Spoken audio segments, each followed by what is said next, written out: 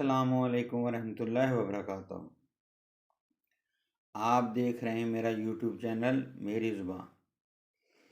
आपसे दरख्वास्त है कि मेरे चैनल को सब्सक्राइब करें और कमेंट में अपनी राय का इजहार भी ज़रूर करें। इलेक्शन गुज़रे इतने दिन हो चुके हैं, लेकिन अभी तक मुल्क के जो हालात हैं वो गंभीर हैं और नई हुकूमत बनते हुए भी नज़र नहीं आ रही। दोनों जमातें एक दूसरे को ब्लैकमेल कर रही हैं और मुशाहिद हुसैन सैयद ने आज बहुत अच्छी तकरीर भी की और पीटीआई को मुबारकबाद भी दी कि उन इलेक्शन में कामयाबी पर। उन्होंने अच्छे मशवरे दिए, लेकिन इन मशवरों पर अमल किसने करना है।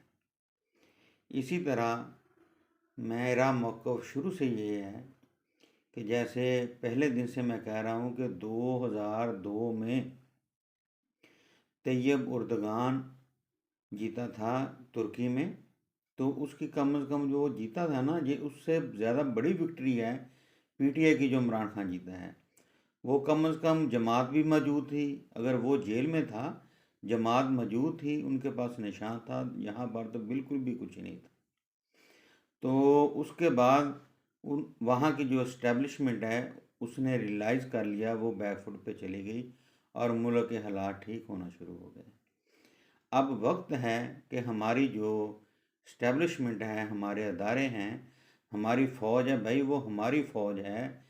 ये वो सोशल मीडिया पर इतने मुखालफ जो बयानात चलते हैं, खुदारा ये ही लोग हमारे मुहाफ़िज़ हैं। अगर हम उनको इतना डिसहार्ड कर देंगे तो खुदा न खास्ता कल को अगर कोई सान्या हो गया, कोई मुल्क पर किसी ने हमला कर दिया, तो ये हमारी फ़ौज किस तरह हमें डिफेंड कर पाएगी।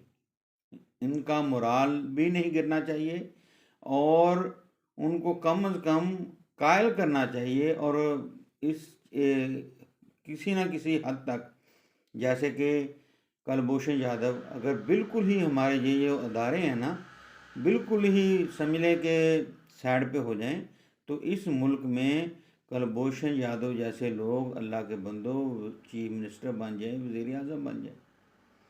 ये कुलभूषण यादव को हमारी एजेंसियों ने ही पकड़ा था, नहीं तो वो तो पाकिस्तानी शहरी बना हुआ था। पता नहीं कितने गैर मुल्की लोग पाकिस्तानी शहरी बने हुए हैं। तो ये फ़ौज और मजबूत फ़ौज ये मुल्क के लिए बहुत ही ज़रूरी है, लेकिन जो गलतियाँ कोताहियाँ हैं वो सभी से होती हैं। अगर मैं बात करूँगा तो हमारे जो पीटीआई के दोस्त हैं उनको भी, वो भी नाराज़ होंगे, लेकिन हकीकत है ये सभी से भाई गलतियाँ होती हैं। तो कल तक जो पीटीआई की आंखों का तारा थे, शमिल के उस्मान बुज़दार है, आमिर कियानी है, अपना कराची में आप देख लें किस तरह उसने मालबुना अली जैदी था। रऊफ़ क्लासरा ने कितने कालम लिखे कि वो कितनी करप्शन कर रहा है, लेकिन किसी को समझ नहीं आ रही थी। उस्मान बुज़दार ने जो हाल किया है पंजाब का वो सभी के सामने है कि पहले साल तकरीबन डेंगू से 30,000 लोग जो हैं वो लाहौर के जो शहरी हैं वो हलाक हो गए थे। तो इस इतनी बड़ी पैमाने पे गलतियां भी हुई, तो कम से कम जो गलतियां हुई वो हालात बन गए, इनसे जान छूट गई है, तो गलतियां भी तो माननी चाहिए ना। तो खैबर पख्तूनख्वा वज़ीर आला किस किस्म के घटिया शख्स को बना दिया था। तो जिनसे गलतियां हुई, चाहे वो पीटीआई है, इस्टेब्लिशमेंट है हमारी, नून है, पीपल्स पार्टी है, मुल्क की खातिर इस वक्त सभी को दरगुजर करनी पड़ेगी और मुल्क को इस समझे के भंवर से निकालना पड़ेगा। और सबसे जो बड़ा किरदार है इसमें हमारी इस्टेब्लिशमेंट को अदा करना पड़ेगा, क्योंकि वो बड़े हैं और जो उनसे गलतियां हो गई हैं उनको मानते हुए अब जो ये कौम ने फैसला कर लिया है उसको एक्सेप्ट करते हुए कोई दरमियानी रास्ता निकालना पड़ेगा। आज इसी तरह छोटी छोटी सी जो खबरें हैं, तो अब ये जो हरकतें हैं इस पर एक इलियास हैं एमएनए, वो इस्लामाबाद आ रहा था, उसे अगवा कर लिया गया है। इस किस्म की जो हरकतें हैं इस पर खुदारा अब कंट्रोल करें। इसी तरह खानेवाल 3 से समझ लें कि NA 146 से पीर ज़ौहर हुसैन कुरैशी साहब हैं, उनका नोटिफिकेशन इलेक्शन कमीशन ने निकाल दिया था लेकिन जब वो पीटीआई के साथ शामिल होंगे, आज़ाद उम्मीदवार जीते थे, शामिल हो गए थे, वो कैंसिल कर दिया। इस किस्म की जब आप हरकतें करेंगे तो जो मुल्क को मज़ीद एकदम इस्तेहकाम की तरफ लेके जाएगा, इसकी तरफ खुसूसी तवज्जो दें।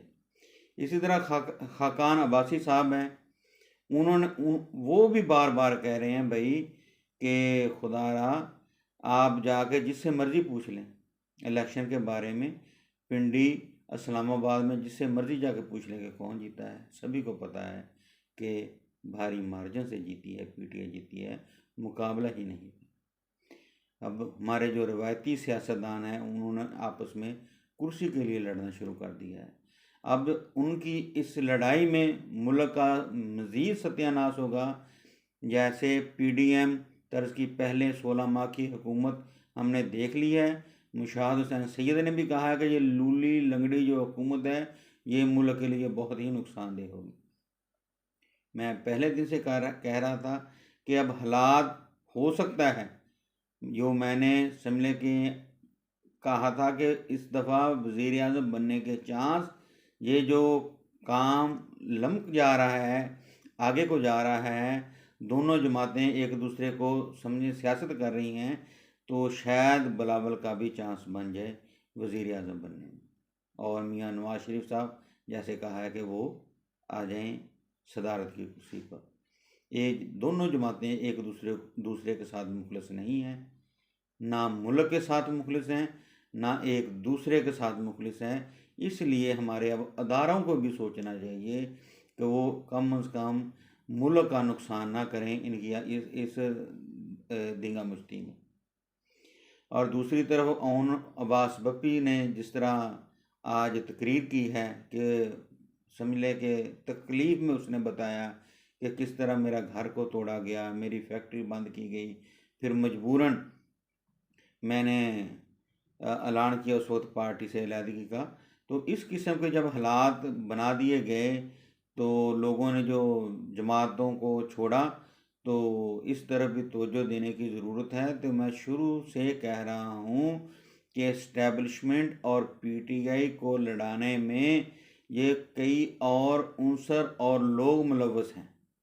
नहीं, हमारी जो इस्टेब्लिशमेंट है, जितना इस्टेब्लिशमेंट का किरदार पॉजिटिव इमरान खान के साथ रहा 2.5-3 साल, ये बाद में आपस में इख्तलाफात हो गए जो इतने भी ज़्यादा नहीं हो सकते थे। इनको हवा दी गई है तो उस पर अब तवज्जो देने की कोशिश करनी चाहिए। मुल्क की खातिर सभी को अपनी इस्लाह करनी चाहिए और एक दूसरे को माफ़ी करनी चाहिए।